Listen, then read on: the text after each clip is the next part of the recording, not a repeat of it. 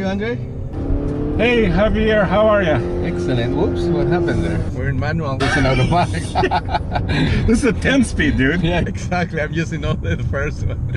That's okay. So the last time we talked, we were in Barcelona driving a Swedish car. Yes.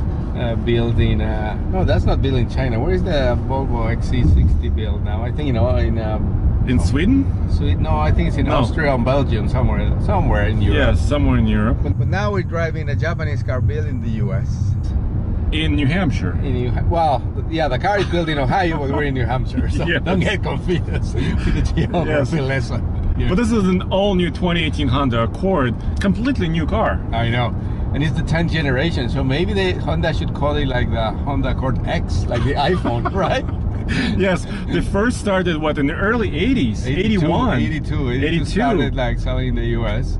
Yes. And they've sold, since then, they've sold 13 million units. And that accounts to, if you will divide the number of cars sold by in times, 2 every second. Every one every 2 seconds. I'm sorry. Wow, that's insane. That's I mean, like insane. in the time that I tried to fix my mistake, they sold like 5. That's incredible, huh? So they've made this car a little bit wider, a little bit shorter overall, a little bit outside, lower. Yeah, but inside it's much big. It's amazing. Yeah. The engineering to achieve those numbers for the interior cabin is like amazing. You sat in the back. You're much taller than me, and you were pretty comfortable back there. I'm 6'2", and I have miles of legroom in the back seat. When I go straight up, I touch the ceiling just a little bit in the back. But nobody sits like that all the time. No, but in the front, it's such a comfortable car. I know. And so they have obviously different variants. They have 2 gas engines, 1.5 turbo, Yes. 1 2-liter turbo. Yes. They have I think 3 transmissions or 4 transmissions. They have a manual that we drove this morning. It was pretty nice. That was really nice. They have the CVT. They have a 6-speed automatic, and this is the 10-speed automatic. Right, and a hybrid also. So the hybrid, yeah. So let's go over this again. So 3 engine choices. Yeah. And at least 3 different transmissions, and you can mix and match a little bit. Yeah, that makes sense. So the CVT is a 1.5 liter with the CVT or a 6-speed manual. This is the 2-liter, which is the premium engine. No more V6, by the way. I know, yeah. Completely get rid of the V6. Everybody is downsizing on that, but like more power, more efficiency, more torque. More torque. So in the times that the automotive industry is going crazy with crossovers and sedans, people still kind of forget how important this segment is, because they're gonna sell. I mean, last year they sold over 2 million units of the mid-size sedan. Yeah. Very important, and this car competes with the Toyota Camry, Ford Fusion, the Kia Optima. Which other ones they have there? There's a lot. I mean, Chevy Malibu. The Malibu. I mean, there's so many. Nissan Altima. So many. This car, I don't know. I mean, I've driven all of them, including the new Camry, which is like the #1 in terms of overall sales. That includes a lot of fleets. But Honda is #1 in direct sales to customers. So that's like, I mean, people are like speaking out like why they like this better, I guess.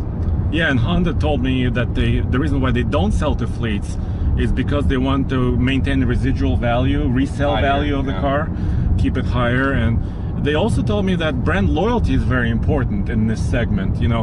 People who love Camrys and people who love Accords tend to stay.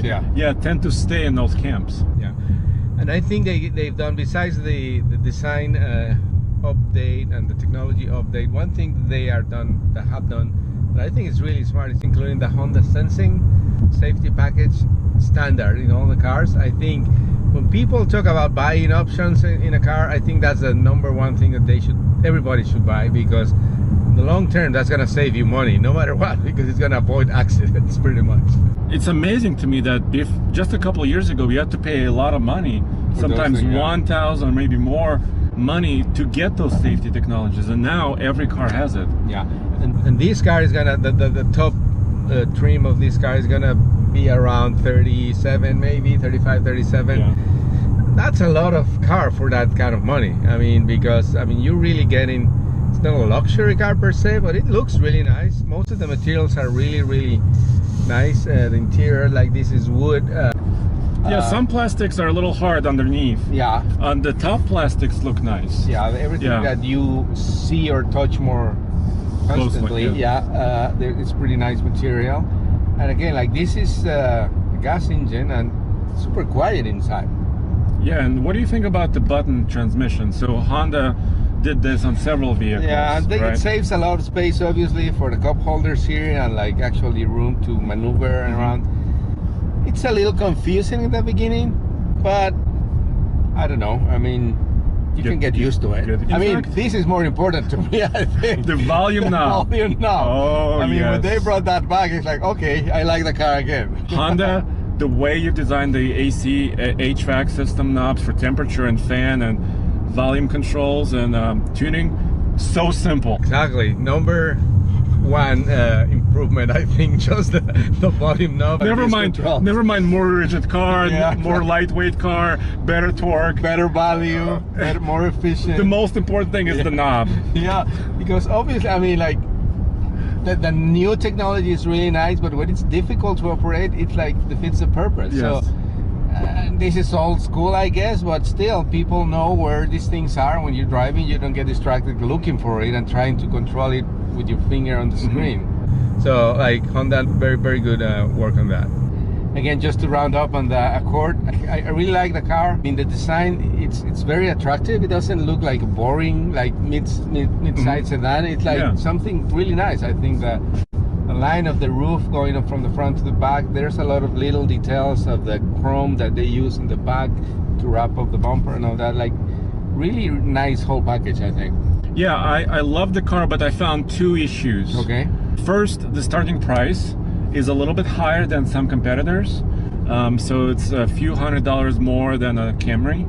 But if you get the Honda sensing safety thing, I mean, that more or less balances the right? And number two is fuel efficiency. These engines are very torquey, the turbocharged engines, but the efficiency is not quite there. For example, a 2.5 liter Camry gets 41 mpg on the highway. Yeah, almost like a hybrid. Yeah, so, and this is several mpg lower. So I think Honda made a conscious decision, right, to go for more torque, a little bit more power. Experience, yeah, more like the whole experience of the car. Yeah.